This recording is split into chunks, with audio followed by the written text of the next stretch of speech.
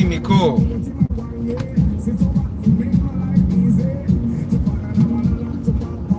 Nico mpise wa Toyota baba. Sijja kubuka ko banaye nga nvuga Benz. Yo golf sijja kivuga naye kijja kubuka ko nga nvuga ne Ford. Nine moroka ze sijja kuvuga wadde. Nick and Spirit, you guys are good. We got a kid and Nico, man.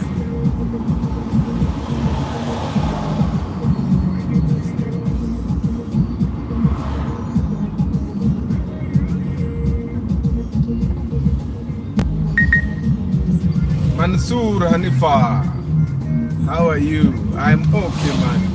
All for one.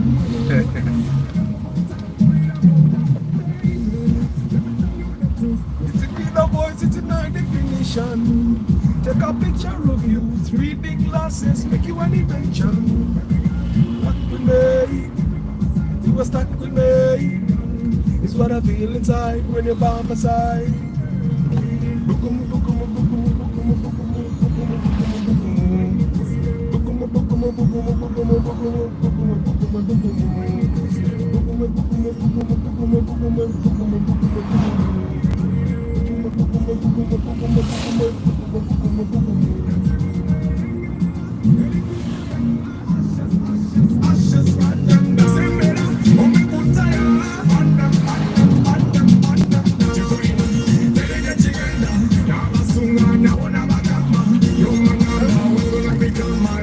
Hanifa, that's something I've never done.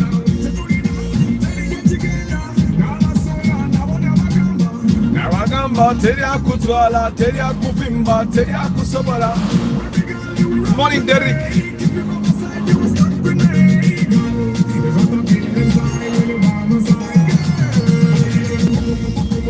Nico, benzi nyizo jivuga bwenji gwako. Zeno Nico bwengwa ku benzinga ya mani ojivuga. It seems all Mercedes-Benz have gearbox issues. So to avoid those issues, mwafuna benzinga ya mani ojivuga. Ila nenji gwako nga ya mani onze njivuga. Benzi ine change ulo. Naye kati yetaka kuvuga under certain conditions. Yeah, it's a Wednesday. Omwaka gudduka nno.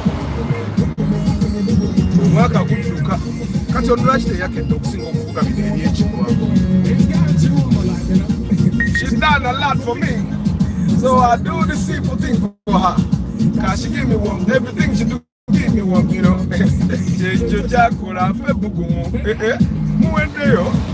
Okay, man.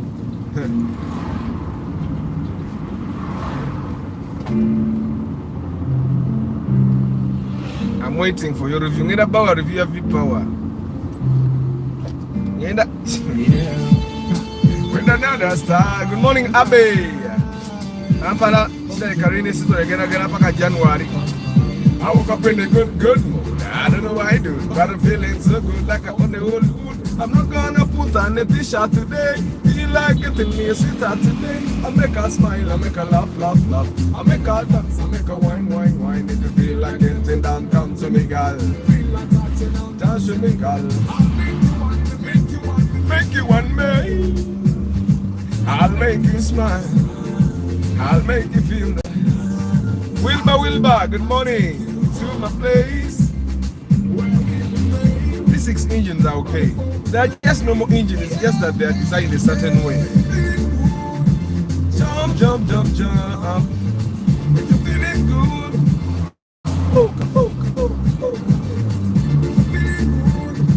Jump. If you're feeling good.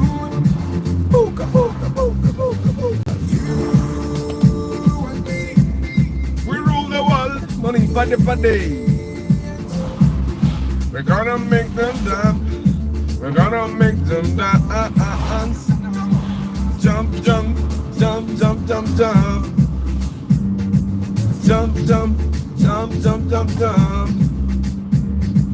Ba-da-ba-ba-ba.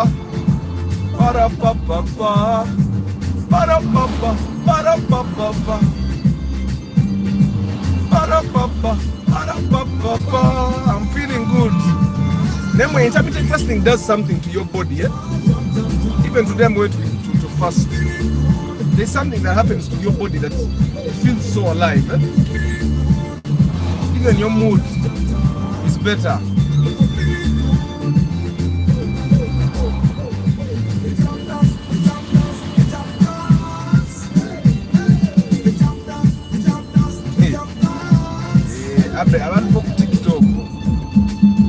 Most of them are still window shopping. That's why you see so many questions about prices. Even when you say, abata matide, abata chikizanya moroka ya bei wetu. If you're feeling good, jump, jump, jump, jump. Puka, puka, puka, puka.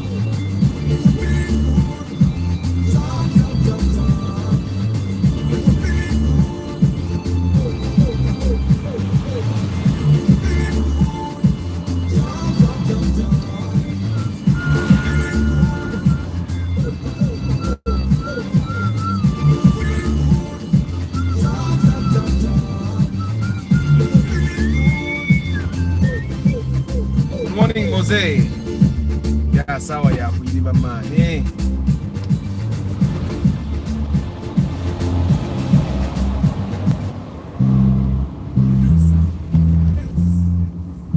Diggy diggy diggy down, down, down, down, down, down. When you play with your chance, you gotta listen to right. You never take it but when you play and you never take it on serious, cause you were thinking you were a genius, genius, genius, genius. Have now, but you know that's not how this is gonna go down. So don't wait, don't wait, wait. Good morning, Gordon.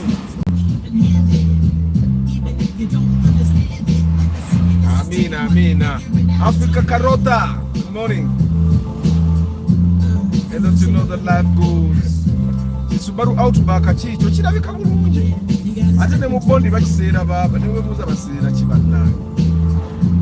Kwa Subaru Outback bwekyo mu bondi like milioni basatu mu munaana. Every month. Think about your love and think about your future and the woman and the things you wanna give her. I dedicated that verse to my best friend at the time, Yafabambi. Yali omulamu tamufaako nnyo. Good morning, Chris Fitness. Never know what makes you mighty. You get hold up.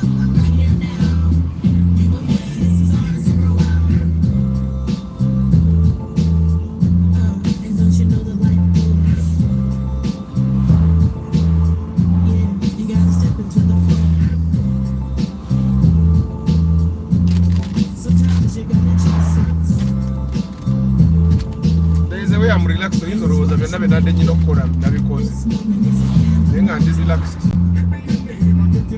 And the reason why I'm relaxed today is why I brought out the topic we are going to discuss today. Knowing your worth.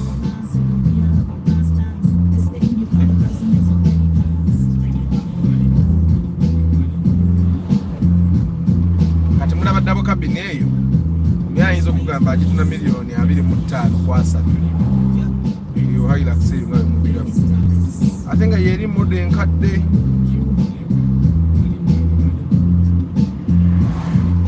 of course I find that all double cabins are not that comfortable na yeyo yo teli comfortable na akato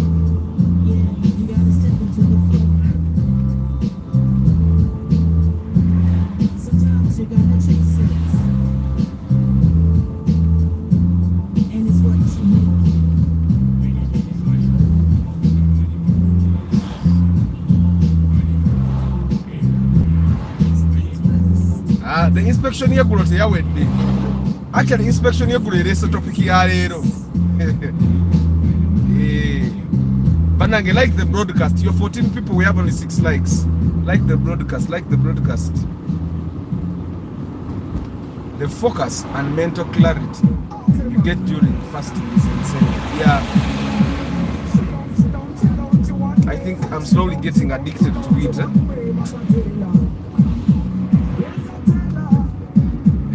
Johnny nimbo nimbo nimbo nimbo ninza ai. Wacho nimbo nimbo nimbo nimbo ninza ai.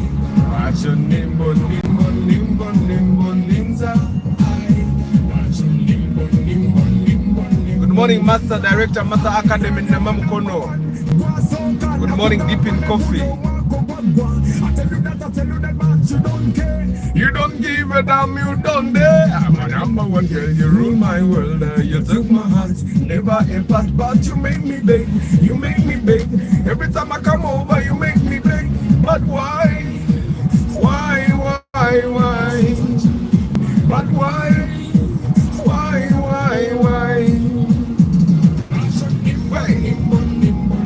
Richard Nabong, good morning.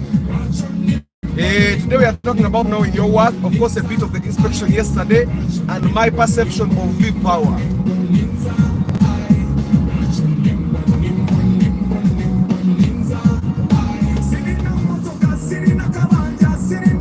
Jagala kuwa, give me.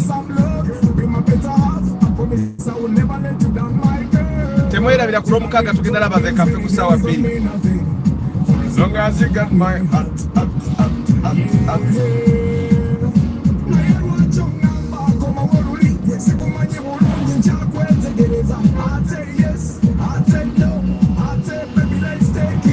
are my number one girl, you rule my world. You took my heart, never gave up heart to make me baby. You know, moto kachibana. Ringa market, ringa verosa. Ate V6, moto kachibana.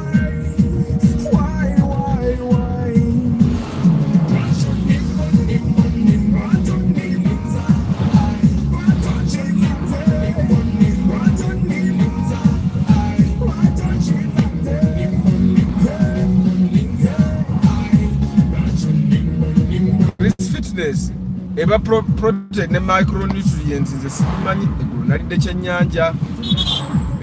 kyennyanja ne ndya ku magi kwegamba fe Kampala wawe ebintu ebimu byolya n'owulira ng'obalansinze nnyo nalidde kyennyanja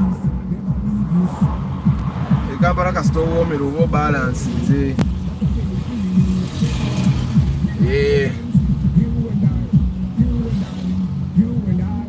kale kansubire mwe bagayi muli bulungi olunaku olwaleero nti era embeera simbi nnyo. If you're going through something nteramu essaala okiyitemu so that you're strong enough to go through whatever you're going through. If you're going through anything, if you're not going through anything, thank God. Yesterday we were conversing with my mechanic and he was telling me that Arthur, ebizibu by'essente byangu wabwo oba olina ekizibu kya ssente osobola okumanya nti kanzijje wano kanneewole wali kanzikole wali. But if you have problems that can't be solved by money, that's also a problem in itself, and it's totally true. Oba olina ekizibu kya ssente I can assure you ojja kukimala.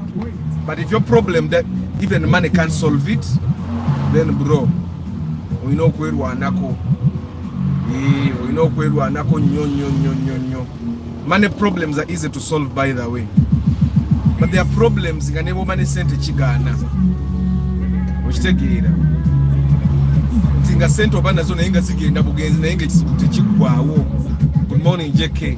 I think that happened to me when my car was having those issues nga nakateekamu engine ng'ebuza amaanyi nga sente zigikola nzirina naye nga nebyetukola makanika nga tamanyi kigenda mu maaso okitegeere nga naye waali bw'omubuuza ekiruma emmoroka takola ki takimanyi. So if you have a problem that can be solved by money, don't sulk, don't feel bad. Money is made by people. Actually, in a way, when you start understanding that money can be made, money can come anytime. You just have to put in the work. You start actually receiving money. You start getting money. I remember I've told you a story about of the guys that got sold rights to a certain book that we wanted to perform as Dynamo. Now the last time we did that book, we answered 50% of my gate collection. Nemagang in about 45%. They came to the gate collected 45% of my gate collection. They did not want to know what I invested in. They did not want to know how much expense I put into that book to produce it for the stage. And as I was giving them money, I told the guy,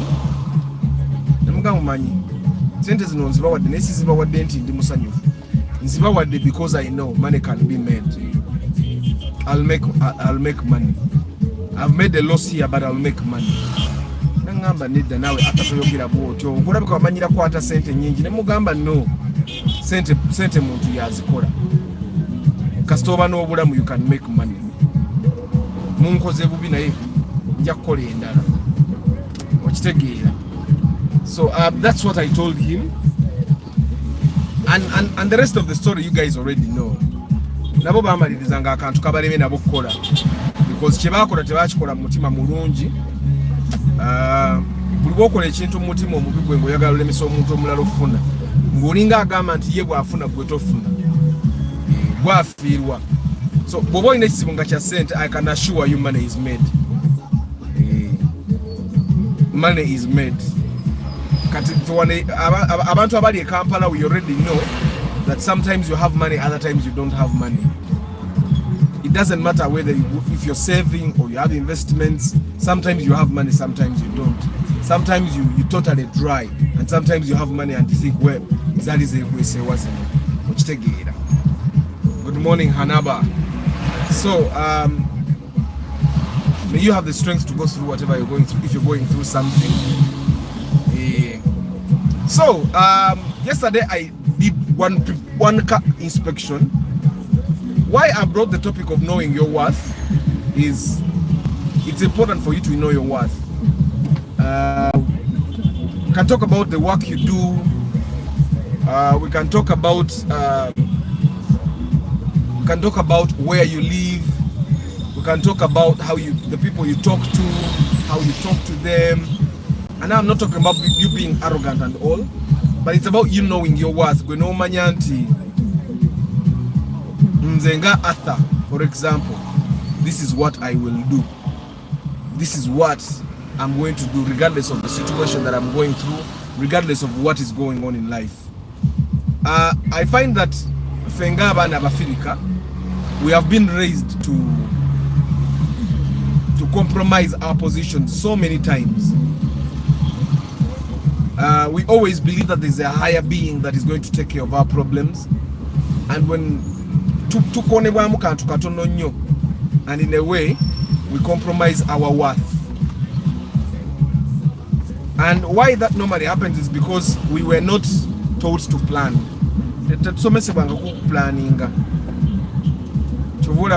When the concept of family planning actually comes in Uganda, you start hearing theories of Bagara Kumarao Africa, and things like that. So we are not raised to plan that every attempt that someone has to, in a way, tell you to plan. Orabanga enemy, which has never been true.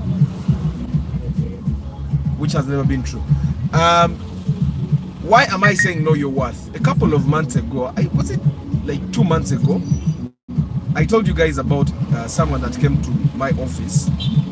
Kodo nali nteka mu tracker for someone that I helped buy a car. This gentleman yajja nangamba after okola pre-purchase inspection njagala kuwa mitwala abiri njokola inspection yange. And I told this gentleman nkolera emitwala na pre-purchase inspection. The guy told me emitwala ana mangi sijjagga kuwa. Kankuwa emitwala asatu kankuweko ne 10 kati. And I told him tompa sente zo. Nalemerako. Nangamba Arthur nze ngenda kuwa emitwala asatu kale kankuwa 3.5. I told him no. Choba okola ezo sente zoyagala okumpa emitwala asatu, you can get even 2 mechanics bakebelera emmotoka. Nze ndeka. And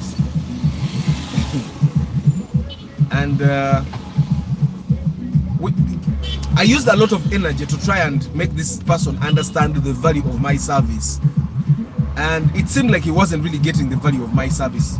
All he wanted to do was reduce the price for pre-purchase inspection. So eventually I walked away from him. So I did not walk away from him because I was angry or because I was irritated. I walked away from him because I was tired. Nayogera, I think that day was intermittent fasting. So I used a lot of energy trying to explain to him. In a way, he was stressing. So I walked away from him and I went to greet some gentleman. So I went and greeted this gentleman. I came back, the guy was still there. So but we were installing a tracker. I was negotiating with the SIM card lady. Normally, we need to put SIM cards in these trackers. So normally guys come to do installations when they don't have SIM cards. So I call a lady to do express registration of SIM cards there. So I went and I was negotiating with this SIM card lady, and this gentleman was still standing there. And I told him no, because I personally know the service is worth more than 400,000. Eventually I told him, you know what, please go. And at that time when he went, I felt like I handled the thing badly. But I did not really handle it badly. I was just using a lot of energy to explain. Later on, after he left, I realized that if I have to bargain with someone my pre-purchase inspection fee, that person doesn't understand the value of the service I offer. Personally, I know that my service is worth more than 400,000. Because there is a time we were inspecting with someone. Already had called brokers. But broker bokaboka be yali yakubira amasimu yabaspendekako emitwalo ng'etaano that very day ng'ali nange nze nga yampadde ezange, but because he had called brokers, ate nga babroka bonna be yakubira be yaspendekako egy'etaano, and I know he probably had already spent more, be yaspendekako egy'etaano bonna tebalina mulamwa. Ontegeera kye nkugamba. So I know that the service is worth more than 400,000. So you can imagine that someone spent 50,000 on people that didn't even help him. I don't know if I make sense. I'm going to the worth part. I know that my service, the pre-purchase inspection service, is worth more than 400,000. That's why I even had the idea of increasing to 600,000.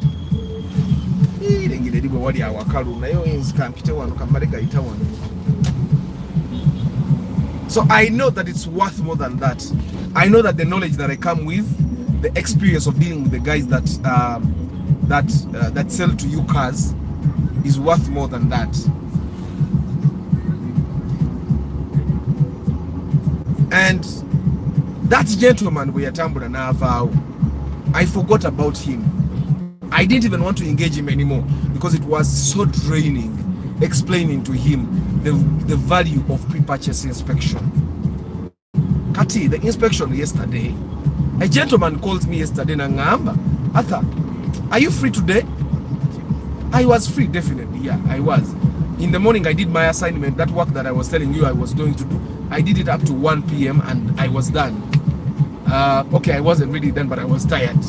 I did part of it and I did it excellently. So I thought, yeah, I'm tired. So he calls me at 1, are you free? And I thought, yeah, we can start the pre-purchase inspection today and conclude it tomorrow. It's just exactly what we are doing. So we are concluding the inspection today. So he said, I have a car, Espacio, that I want you to look at. The gentleman is selling it to me at 15 million. And I thought, oh, Espacio at 15 million. That should be a good deal. Because Espacio new model at 15 million in good condition is a good deal, definitely. Because Espacio new models at UAY, UAZ are 18 million, 20 million, you get. So he told me, and the gentleman is in industrial area, come, let's go check it out. And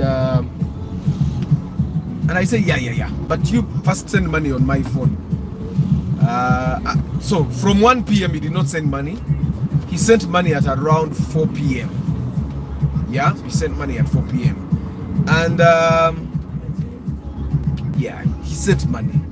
And Aban and Nana have not been going to school this week, so I can drop their mother halfway the trip. Yeah, so we'll call it.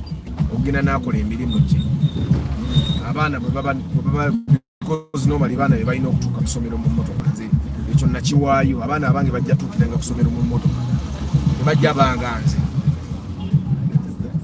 So So what I did is I called the mechanic Nansang. There is a car that there is a car we bought.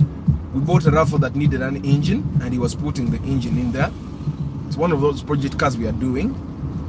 So abagala RAV4 short njirina najitaddemu engine mpya. So he came and we went to industrial area. So we meet these people, we meet the gentleman, and we meet the person that is buying, and then we are moving to the car. And then this gentleman asks me, Arthur, was it you killer? And I said, no. I honestly, I could not remember this gentleman. And he said, "Tonzi jukira najja kubati fale to nemba gaining." And I'm go, oh, the moment he said that, I'm going to balance one, because he had given me 100,000 deposit on my phone. I said, "Pani balance one." Why I said that is because this guy bargained a lot. The way he bargained, he did not seem to see the value of my service. So I told him, "Give me my balance, my money." I've already driven here. My mechanic ajana kundia mama so we never see what the sentence. He said, nawe nkwadeka kumeroza nyizo le mukuwa ne mugamba sitoyinza kulemwa, but you bargain a lot. It seems like bobaye, because I didn't and eventually, yes, I remembered the face, but I did not remember him. And he said, "Hey, Arthur, now." I told him, "No, you bargaining anyo. We may do your inspections, and then you bargain again. Ngati tumazo kukola ngati zina chakula. Ati tuyinza kukuba." So of course he counted my money and gave it to me. And yeah, then we walked to the car. So we tried to say Spasio like I expected. The Spasio was actually in bad condition.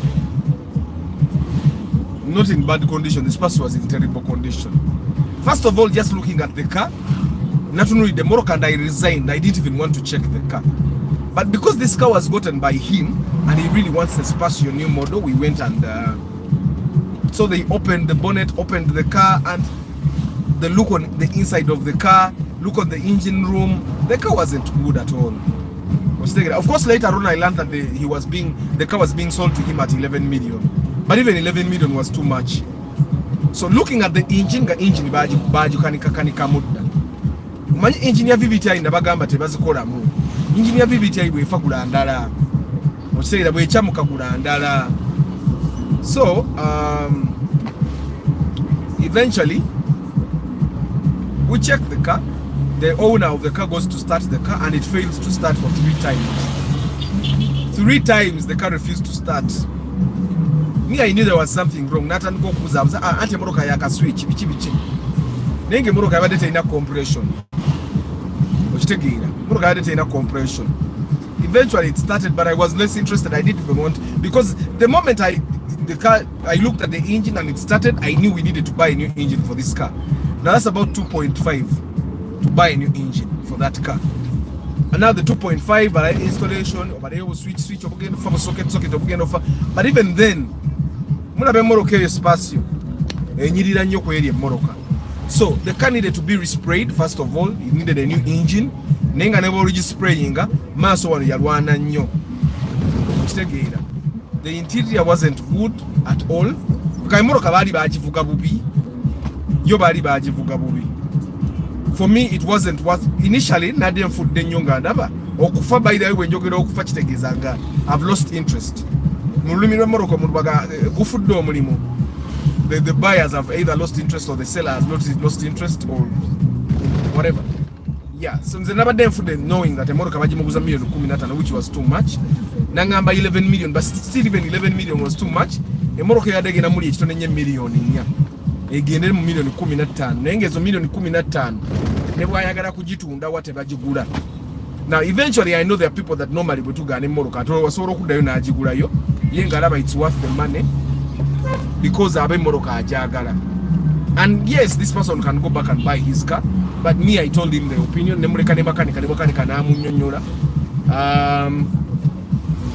Because normally my opinion and the mechanic's opinions, they normally differ by the way. My mechanic asobola okubeera nga agambe ne Morocco ekoleka because ye asobola okulyamu akasente kokkanika. Na yenze, after you've bought your car, my reputation is much more important than anything that happens after that. That's why Morocco bwebambi nkugamba nti Morocco ambi. So anyway, we left that car and of course it was late, so that's how we agreed that let's look at other cars today. And for me, that entire process taught me one thing. This gentleman had a list of things. Remember how I told you need to have a list of things that you look at for you to decide if a car is worth your money? Now, there are times when a list of things cannot help you. There are times when a list of things that you have to look at is useless. There are times when you don't need a list. One look at a car, you would know that it's not worth your money. Being a final buyer, I'm telling you this. Now, things like the experience of knowing that this car is not worth your money by just looking at it, that's one of the things that you pay for when you pay for pre-purchase inspection. Now, for pre-purchase inspection, when you pay for pre-purchase inspection with Arthur, you're paying for time of 2 adults. Now, for the guys that have worked with the mechanics that I work with, the mechanica bange munange baina mukutoke sibavu bavubuka bato ne baina mukko, because I work with different mechanics depending on the car we are inspecting. Bwe tuba tugenda mu Subaru nzija ne mechanica mulala, bwe tuba tugenda mu Benz nzija ne mechanica mulala, bwe tuba tugenda mu Volkswagen nzija ne mechanica ndala, bwe tuba tugenda mu Lawrence nzija ne mechanica mulala, bwe tuba tugenda mu Chigege nzija ne mechanica. Basically, with every type of car, I come with a different person. My goal is to be the guardian angel. Their goal is to tell me what I want to know. So the value of the pre-purchase inspection goes beyond just checking the car. And that's how I came up with knowing your worth. You remember I told you this gentleman, the concept of knowing your worth is very important. This gentleman came to my office to bargain, to make me lower my price, because he was offering me cash. Not that I did not need the money at that time. Yes, money. People need money every day. We need money every day. I refuse to cut my price because my price is less than the worth. It's actually less than the worth. The worth of the service that you normally get from me. Your worth is very important. Nze kankuiteko baba mumulabika envuga ya abantu batalina gye balaga vaayo. Ovuga emotoka nkadde ogivuga nga bw'ogivuga ogenda gizza bupya binnya bikube tugende.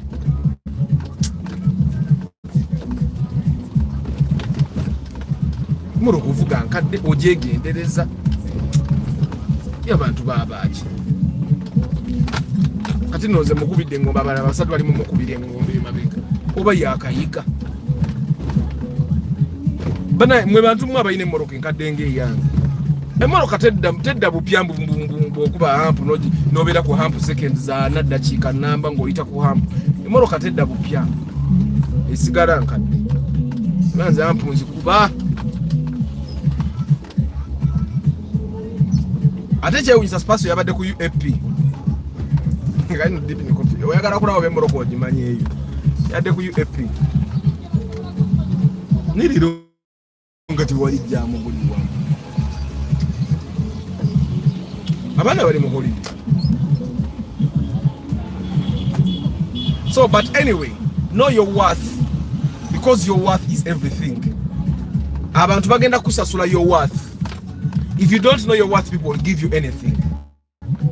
Nabagamba, someone was asking me to do a pre-purchase inspection, and I told you that the reason why I don't do pre-purchase inspection every day is because I don't do for anyone. I do for people that value the service that I offer.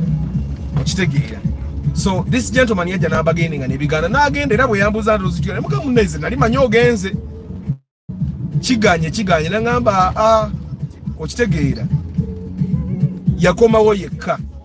Actually yakomawo yankubidde, and I'm sure that by the time he called me he had already looked at cars. Okitegeera. Now of course we are going to look at his cars today, and then we will decide. I'll share a picture of the car we end up with. So our budget doesn't go beyond 13 million. I think he can stretch up to 15. He just doesn't want to say. just doesn't want to say, which is one thing that I discourage you guys from doing. Weta gombulire amazima ongambe nti Arthur sente maximum yange yeyo nga yeyo, so that we properly plan it, because you will tell me nti nina budget ya milioni 10 tunonye moroka ya milioni ya 10 tubeera nengo ina milioni 15 okitegera. So sometimes lying to me is not. So I know my worth, guys. That's why I don't do purchase inspection every day. Otherwise nali badde buli naku nkebera. There is a gentleman one time yankubira Arthur ndi wano ku bond jangu nkeberereko, ne mubuuza naye bagambe sente zenkeberera 10 mugambe je 10 jiwe makanika omulala nze tompa 10 nkolera emitwalo 4 katwerowoze. You can imagine if you're buying a car that is worth 20 million, 25, 30, 400,000 is not worth 10%, but you don't want to spend even that small money to make sure that you're making the right choice. Micronutrients are simple. Get in the veggies, fruits on top of the normal food. Your body needs those vitamins too. I eat bananas. I eat bananas, Chris Fitness. Lucky Mose is saying most of the time, if you find the car on market without a battery connected, it has starting problems. Actually, no, because in the eri benzi, yaite ina na battery, nateka ko battery ya moruka yangu. Nini ekuba chimu? Ochitegera. Neno spasio yabadde battery kweri. Emmoruka oli agivuga buli lunaku bambi yabadde agitunda. Nekireka naye mutamye. Ochitegera emutamye kuba emmoruka terabika bulungi yingi nefu. Kwe tediko kalungi. Ochitegera wa emmoruka gyotunulira noga kale erabika bulungi tiri ya nnungi n'agula engine. Naye emmoruka tediko kalungi. Ochitegera. So, but the goal is know your worth. Nibananga basajja babodo babagwagwa. Kiveri ne kisala omuntu omulaba nga alina omutwe munene n'olowooza gulimu amagezi.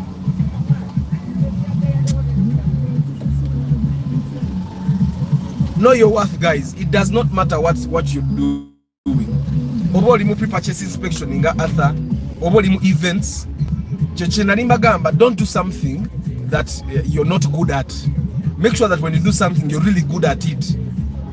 That people will be able to pay you a premium. That people will be able to pay you a premium to actually offer them that service. My camera is dirty. It's not. My camera is okay. Whether EMB,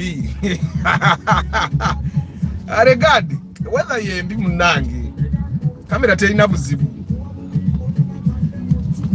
Do something that you're really good at. Do something gabo. Competition wetandi kwa competing nawe. Tebasobola kutuuka. Do something you're good at, that even if you charge the premium, it would be worth it. Don't just do stuff for the sake of doing. Normally when someone asks me, I have 30 million, I want to invest it in a business, what business should I invest in? I normally tell you, what are you good at? What were you doing before you got that 20 million? Because basically that's why you should put the 20 million. Don't get 20 million and start farming when you've never even farmed. But if you have been farming for the last 20 years, it's basically your money can be hidden in farming. So invest in farming. Which take it. Me, I invest in Katemba. Which take it. And probably marketing. But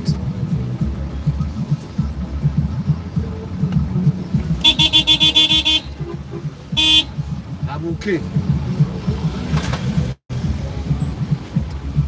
Omuntu munkubira engombe bwoti soka n'empoza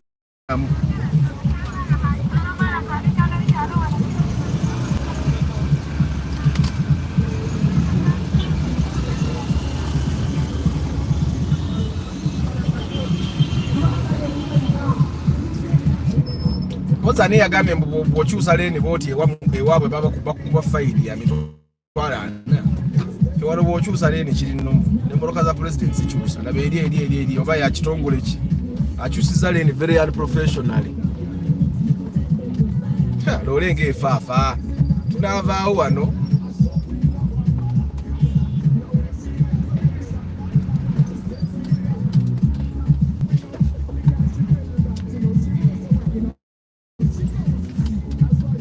Kampala abakyusa lane ffe tumanye Moroka. So you guys know your worth. It's very important. Nze kati tolina kyongamba. Tolina kyongamba. Ku ngeri abantu gye mbataasizaamu okufiirwa. And when I look at the money actually people spend when they are looking for cars, nganoonyeza ku border. That's a lot of money that you spend and you don't even get value for it. So know your worth. But one way you'll be able to know your worth is by planning. Because bobanga tewa planning, ngichokuye woto inayo, tojja kumanya your worth. I can tell you that if that gentleman phoned me at my office nga sina kyakulya, agasa tunalinga kwata. Ate nali sumbuyiddwa nnyo because abantu abakubagaininga because tebalaba value ya kintu kyokola. Kitegeeza buli kyonookola agenda kikubamu ebituli. Okitegeera. And that's one thing I realized. So yani mpadde emitwalo 3 nga tegamala na byenkola makanika kumpi kundi amu maaso emmoroka zetugenzemu zezo kati ngeyo spasio okitegeera n'obonaabonera eyo emmoroka ebabuze atandise gatomanye na byokebera okitegeera. A lot would be said. So that's why I don't work with people that bargain. Nina message nga 5 mu simu yange bantu babagaininga ne kakati. But I don't do it for less than what I'm supposed to do it for. Okitegeera. But anyway, kati tuveeyo tugendeko ku VIP Power. VIP Power. VIP Power.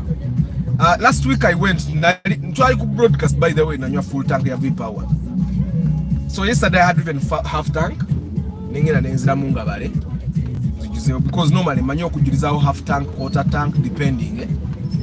Yeah, but normally nzijulizaho nyumu half tank. Nenzizaho amafuta kinyambako kiyambira ddala sente tozuwulira nnyo nti zigenze nnyo.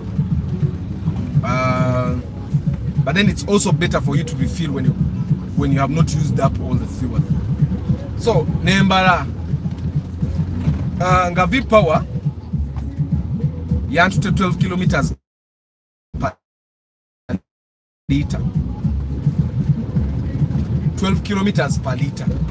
Fuel saver to 13 to 15, sometimes even 16 per liter. So my conclusion is this: VIP Power is not actually worth it for people that fuel economy, because majority of the times when people buy VIP Power, they are buying for the fuel economy. They are not buying for anything else. And I'm going to tell you why nobody's buying VIP Power for anything else. They are buying for fuel economy because they have told you VIP Power rwamu mu motoka, VIP Power zitowa okitegeera. Kati VIP Power bwaba zitowa nga rwamu mu motoka lwaki yatambudde kilomita 12 kali yatambudde kilomita 14 ne tugamba nti jam okitegeera. Because these days, if you have noticed, I'm not taking Urban to school. So mvuga kawewevu. Atene jamu gwenvu genda kuzino simunji. Jamu gwenvu genda kuzino tali. It's not extraordinary to the kind of jam that I meet every day. But I did 12 kilometers per liter with VIP Power. It should have done better. Now, there are the people that are going to come and say, VIP Power, Arongosa engine. Let me tell you one thing that we probably need to understand. This is something that is not written anywhere. But these engines are built to last 100,000 kilometers. Carry 150, 200,000 kilometers. To come at 200,000 kilometers. Majority of us are driving cars that are in 300,000 kilometers. 380. Some people are driving cars that have 400,000 kilometers on the clock. That's too much. Emoroka you're ready. Nkade. Emoroka you're ready. Full. It does not matter what fuel you put in that engine. Emoroka you're on what day. Katimura be yo fuel da BP ojaksanga ina kilometer 12. Emoroka nebonojiwa VIP Power. Engine yetuse wekoyera. So bye batugamba nti fuel saver alongosa engine agirongosa kuki? From what?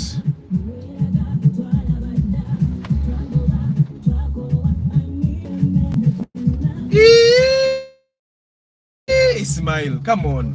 It was still Shell fuel. The senior mafuta ga petrol station ibuno.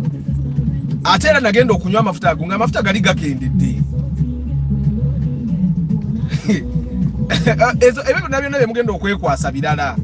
Because this is not the first time by the way I'm taking a full tank of V power. I've done it before and it wasn't worth it. But because there was this talk from people, I decided let me test it again. Right? So mixing V power and fuel save should not at any moment be a reason that someone tells me why it takes me 12. It should actually take me more. Because if fuel save has been giving me 13 to 15, if I mix it with V power, I should get more. Ismail, it should be giving me more. Now, the only other reason now that people should be taking V-Power should be to clean your engine. Right? Should be to clean the engine. But now you're cleaning the engine from what? The engine itself is dirty by age. By default, the engine is dirty. By default, the engine is old. By default, the engine is dead. By default, the engine is surviving. By default, if a car goes beyond 250,000 kilometers, ere wanga di. Kati abantu abasinga abawangaze morokezo beyond 200,000 kilometers, muzeyi genda ovugera ine eyokubiri. Genda ovugera ine eyokubiri. Mudemu amagezi. Omala kulaba wa traffic. Bana abantu abavugala ine eyokubiri bano be basirwa baleta jamu e Kampala. Tebabala abantu bali mu line magezi. Line eyokubiri kati eno ino jivuga nga ogenda kukira wali kukaka subi. Tovuga line yakubiri ngoli mu line yaffe.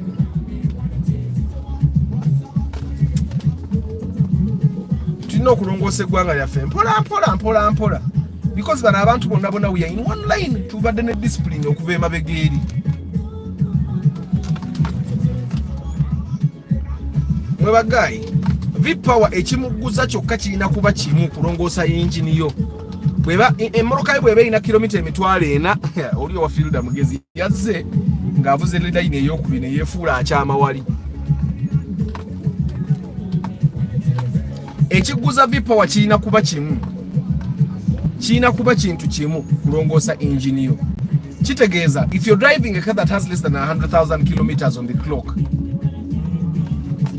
yes, that car take a movie power. Eyo kyalongoosa because ekyali mpya. But if you have a car that is beyond 100,000 kilometers, you will change an engine. You like it or not, soon you will change an engine. Even Toyota Uganda gives you warranty for 100,000 kilometers. Because they know after 100,000 kilometers, your car is supposed to be getting problems. That's the arrangement. Of course, they are going to tell you Toyotas last because they yes, they last. But their lasting has nothing to do with the kind of fuel you're putting in the car. The cars that die because of pure quality fuel, the engines don't actually die. It's the fuel system that dies.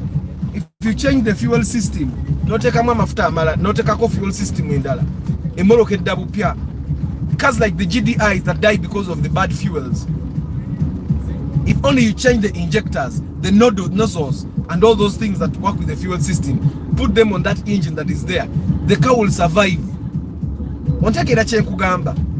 Now, as for carbon deposits will be in your car. It doesn't, even if you took the best fuel and put bad oil in your engine, the engine will still have carbon deposits. Because oil mubi aleta carbon deposits. Amafuta amabi galeta carbon deposits. Naye amafuta amabi tegaleta carbon deposits ga oil mubi because amafuta bagocha. Ontegeera.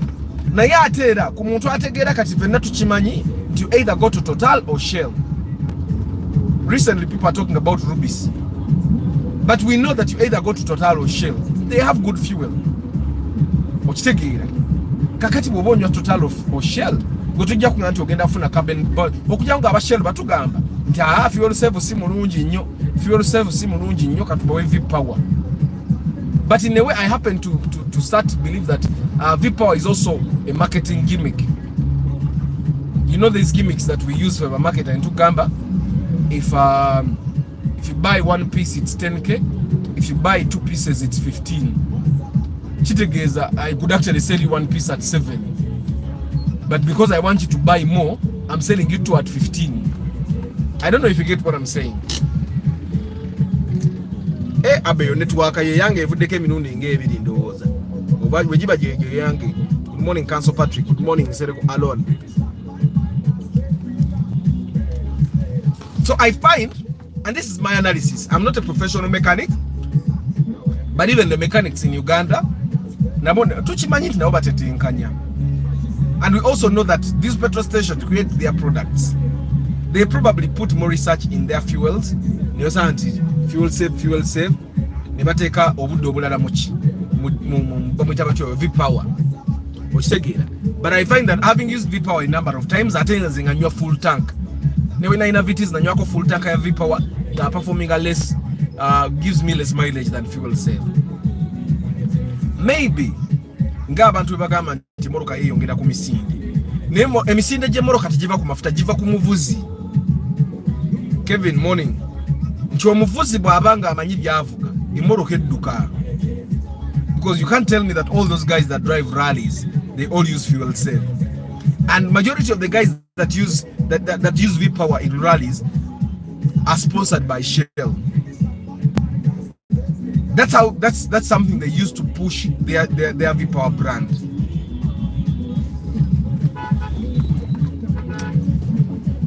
That's something they use to push their V-Power brand, and it's okay. It's just that the reason why channels like mine exist is so that because V-Power yongera muno sichikumi olumbi bibiri mu cost ya fuel save. And I'm not saying that if you want to go yagala V-Power ngo would it's worth it bula. Neka you can imagine na investing muno sichikumi extra only to get even less mileage. Ochitegera. Nali badde nyina okuteekamu ennusu ekikumi ekyo nga nfuna mileage esinga eri because the moroka yange nkadde, it doesn't matter what I do nkadde. A mechanic in Uganda wouldn't know anything about fuel chemistry. Exactly. Some fuel has corrosion inhibitors added to it and high octane ratings to inhibit engine knocking. Ate kati no jeke engine knocking. Okujango ovuga moroka mpya. Moroka zaffe nkadde the engine will knock whether the engine will knock whether you like it or not. It has nothing to do with the kind of fuel you do what you take. When you have mafuta amalungi agali ku petrol station enchi enungi kana kakubo ngakango bano bawese walinga naffe tukirira wali kakubo kandi banga asibe bano bali balala bali banga be kakubo kandi banga kaina mutu speed.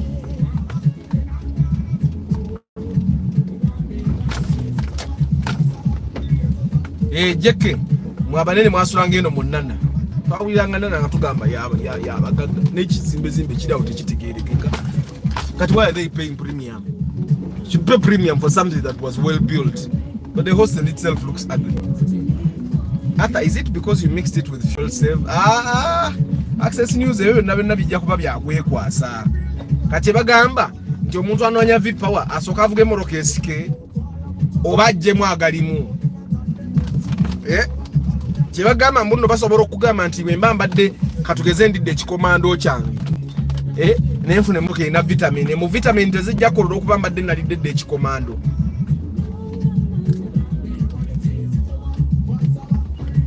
Ebyo bijja kuba byekwaso. In regards to the high octane, because all those terms that DK is using to prevent engine knocking, zine moroka zonna muzirabe ziri ku kubo wano ngugambe ne bw'ogiwa fuel save engine ejja konkona.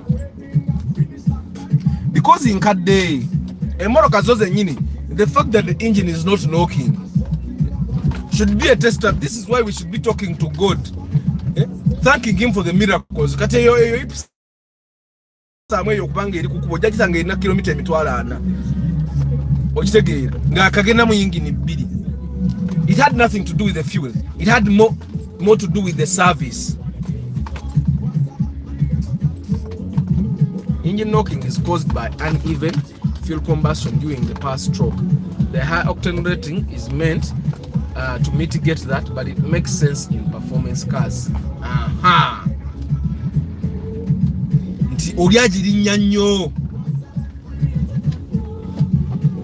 That's the science I have to probably go into. there are times I want to read those things. Ogenda okubisoma nga nabyo byosoma tobitegeera bulungi nga byetaaga obwongo bungi already obwongo bwo buli divided olina ebirala byokola bannange naye nga ngenda bisomako ngezeeko okubimenyamenyamu naffe abantu ba wansi tubitegeere ngaba engineer bajjeke we babitegeera.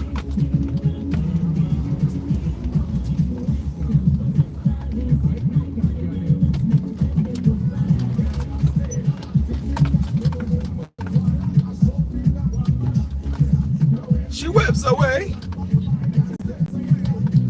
So fuel savior, your inspection jenakoze gulonji bagambye. So I'm going to continue it today. Ngenda ku office wali mbeko bye maliriza. Then that gentleman will find me there to yongereyo to call inspection ze. I'm sure today he's going to get a car. Normally when you have the right budget for the right car, more than a day, one day you have a car.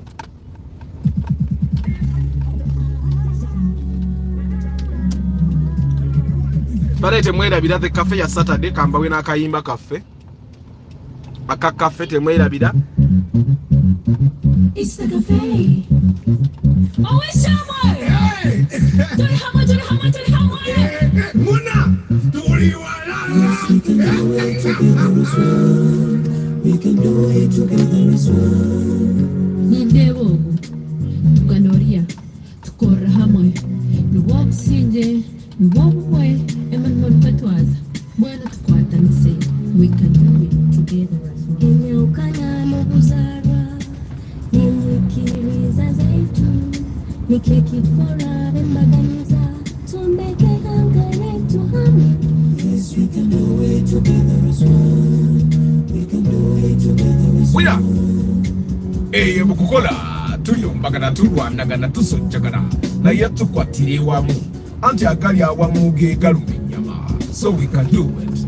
We can do it. Yes, we can do it together as one. We can do it together as one. Hey, Muna! Kamataka jitembeli! Jitembeli! Aliyo nikako.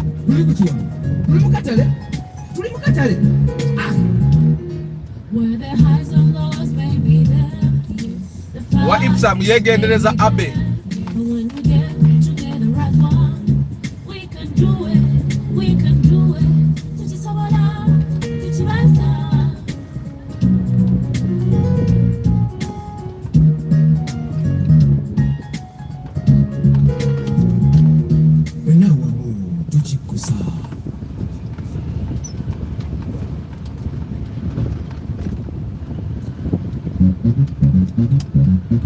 It's the cafe.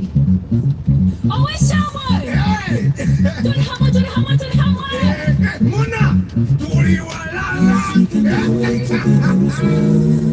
We can do it together as one. Nindebo, Uganda, tukora hamwe.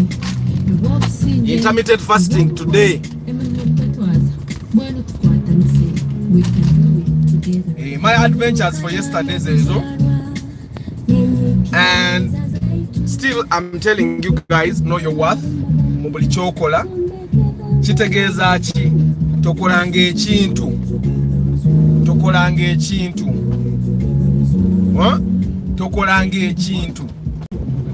ekintu kyonna nga tokitegeera.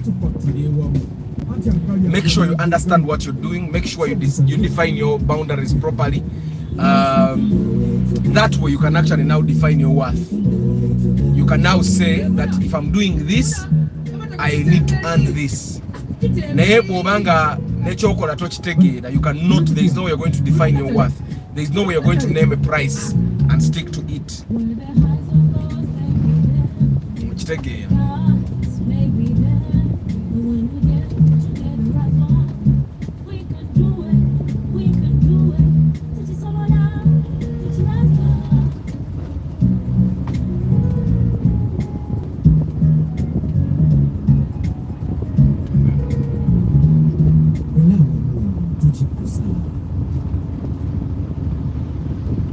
Tuli wakiseka abatamanyi nemwe kisekona employing abantu bayitirivu kiseka teyetaga kunyoma. This place employs a lot of people. You can imagine all these buildings because majority of them sell spare parts.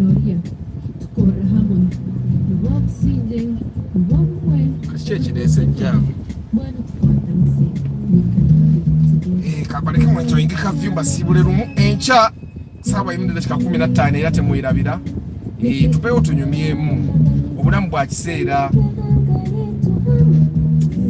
I think I feel better because abani abadde mulwadde the past few days and I wasn't peaceful. Bobeera n'omwana wo aba mulwadde bannange era tewali laavu esinga ya mwana.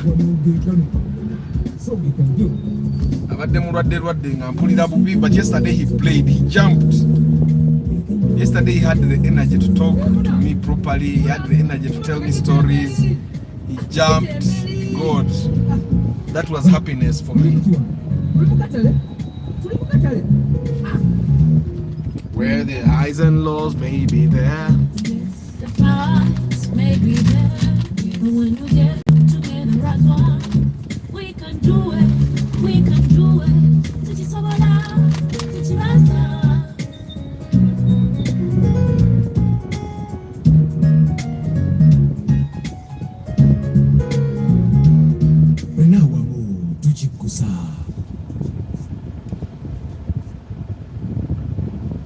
Nchiddamu spatio etandikira mu milioni 15.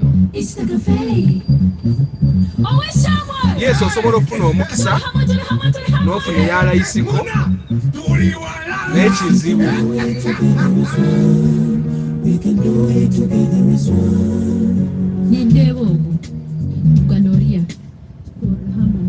Abe, random car inspection is actually good also. Gwe kyoba omanya nti fe tukola nnyo random nti babulooka obagwako ogenda okwa kubulooka ng'alina wamanya emmoloka ennungi n'abatwalayo okitegeera. So random is good. No one is actually prepared. Normally the people that want to do inspection, I normally tell them jangu oyingire field, mu field gy'onoolaba mmoloka ki eziri ku katale okitegeera. It's quite hard for you to know the good offers in the market before you enter the market. So basically era naffe tukola random eyo omukisa gye gukwatira.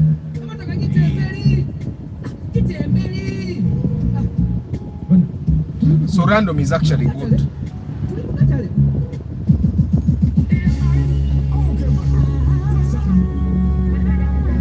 Kati kyekirese jangu wano.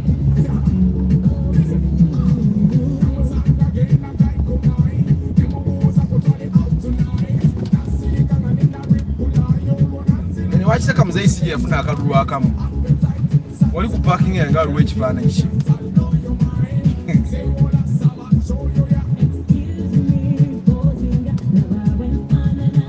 But you know, Abby, most of the cars that we buy, tetusera zigula mu bondi ffe. Emmoloka tuzigula ku bantu. Ezisinga tuzigula ku bantu, tuzigula mu bubanda. Emmoloka z'ekibanda zitera okuba ez'ebbeeyi. Good morning Vianney, Subarist.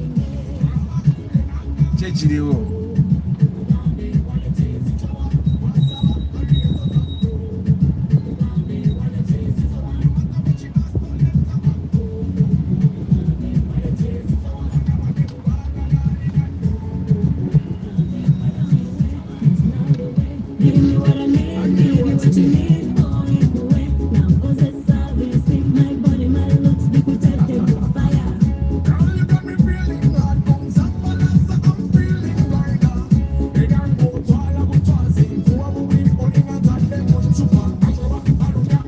Extra man, you play your mind.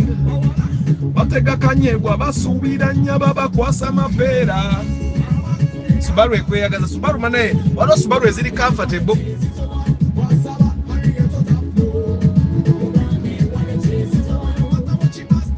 Ngenda nzikiriza Subaru.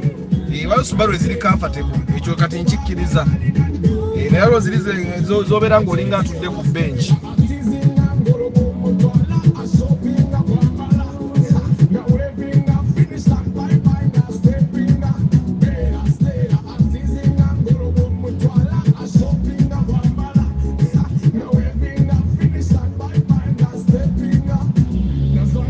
very comfortable you.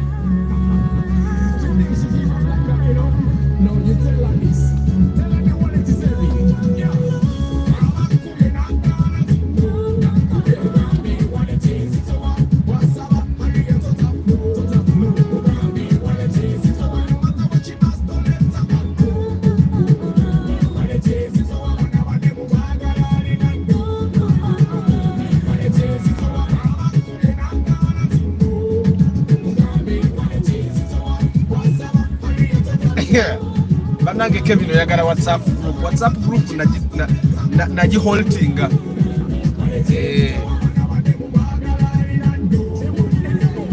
Of course Vanguard ina value kwa tesinga ya exit naye ngize moroka zombi ziri ku level yemu.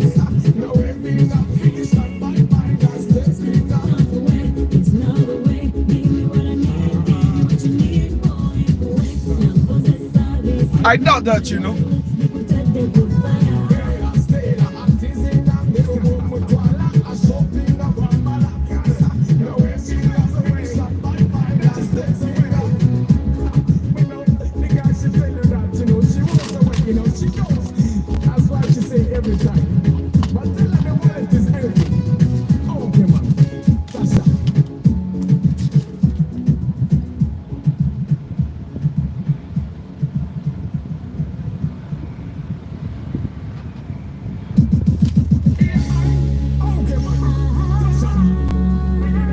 Manya Vanguard moroka ya amani. Yuko Nicholas, Mansur Hanifa, Derek Lulebo, Kenya Abi, Semusu Wilba, Pade Mutumba, Lake Mose, Keremire Gordon, Africa Korota, Lubura Chris Fitness, Access News, Martha Director, Martha Academy, Deep in Coffee, Richard Nabong, JK, Anaba Joshua, Hashim, Moses Bakashabaruhanga, Galasi Joshua, Richard Rigard KK, Sereko Alon, Council Patrick Asiku, Arena Ito Kevin, Access News, Vianney, Deep in Coffee. Enjoying every year watch second yenze wendi. Njabala benchamba sibude baba. Ono kiseka agabe emirimu. You can imagine aba abantu. That's a fraction. Ono waliwo abali ku chapati, abakola ebindazi, ino kiseka jireke baba. This side waliyo, neno side waliyo. Aichi nekizimbe kye eno side. Good morning Moses Heath. Kati kiri kijjudde. Ne kino ekite ewata najjula amaduuka omanya mapya.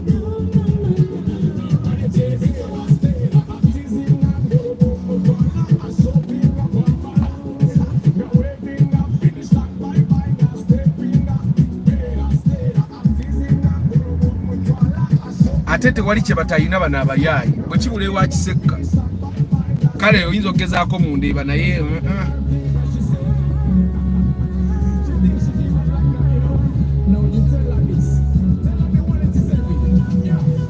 kale Kevin kale that's a very good suggestion.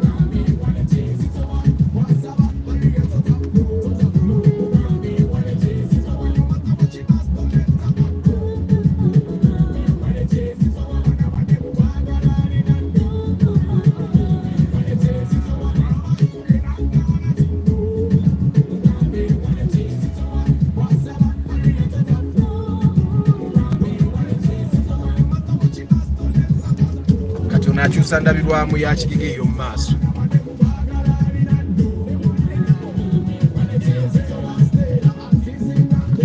Musika yakabadde bamukwata nga abikoyi n'akakantekemu endabirwamu.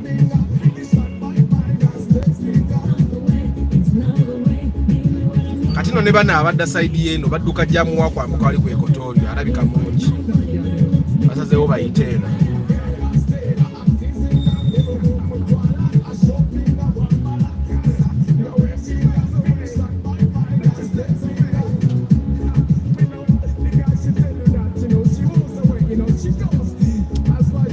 morning Saidi.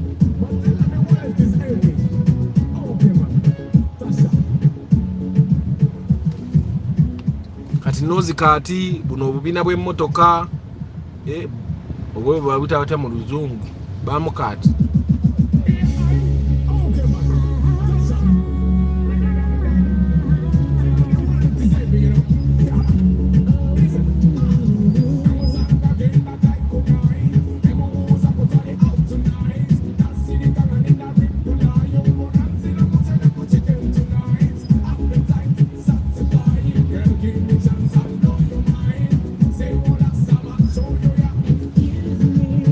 Ko jam n'okyuka bulungi n'atambula kati kyekituse kuwa probox adduse naye watambula.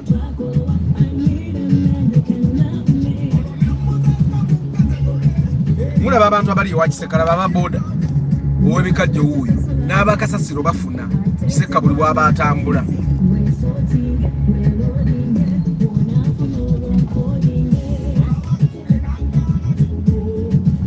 Chairman Zak olwatika terubula terusobola kubula just the chemical gye bateeka mu lwatika lw'endabirwamu olwo egattawo ewali badde olwatika chemical neefuuka ng'endabirwamu. Kyova olaba nti olwatika olwo luba lugenzeemu ettaka era oba tolina kyotaasa. Stevens wakolerako wano babuyita nyashikati. Aha, jeke weebale nnyo. Money has caused people many problems. Kituufu.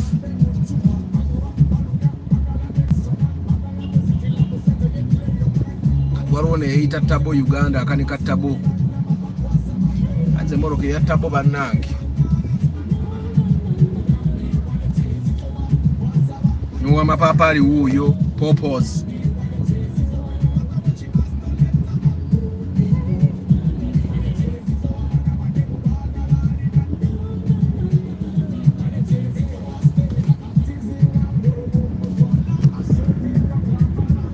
Kari bize bannange.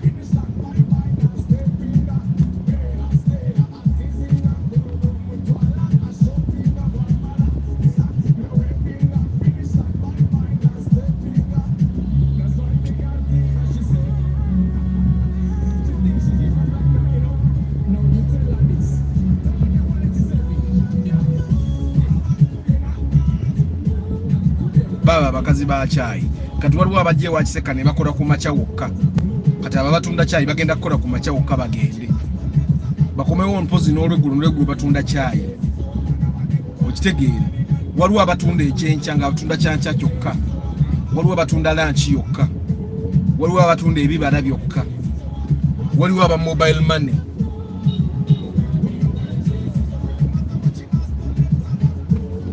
Kati seka eka ayinza oba olunaku watambulirawo biliyoni y'essente ye biliyoni yokka. Baba n'abantu batunda yingini, batunda half nose kati, batunda roof, batunda zigadi. Kuganga oyinza osanga item agitunda miliyoni nga 5. So kiseka eka atambuliramu biliyoni z'essente buli lunaku.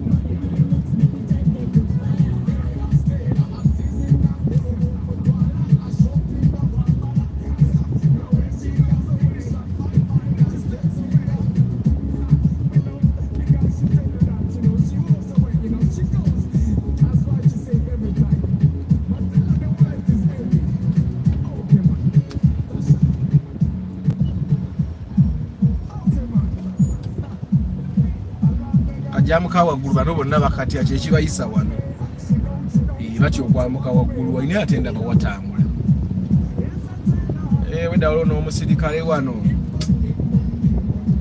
Kale ababutabaawo senga twagenze nadda. Wano jamuwa wano alina engeri gye yeesootinga yekka. N'omusirikale wajjawo n'ayagala okututegeerera. Waliwo loole eri wali sijja jjikiriza kumbeera mu maaso. Kubanga eyo loole kubeera mu maaso. Kuleetera ebizibu.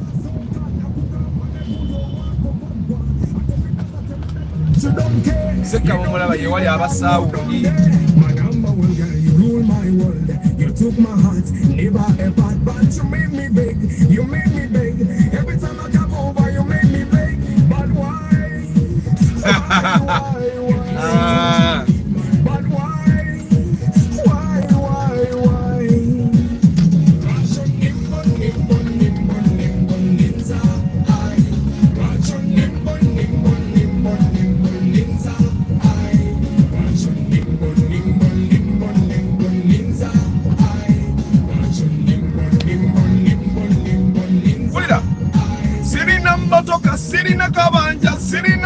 njagala kuwa some love. Give me some love. Be my better half. I promise I will never let you down, my girl. Jewelry, dollar bills, many things don't mean a thing. As long as you got my heart, heart, heart, heart. Yeah. Sikumanyi bulungi nkyakwetegereza. Yes, no, baby, let's take it slow. Banange mloza sibasiibudde kamba siibule n'abalaba enkya.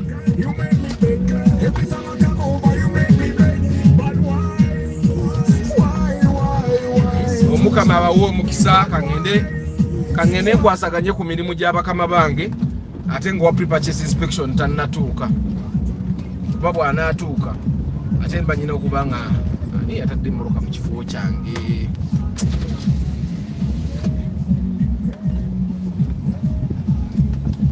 Tulajja na parking emmoloka mu parking spot nga buli lwajja asangamu emmoloka. Bana Mukama abawa omukisa.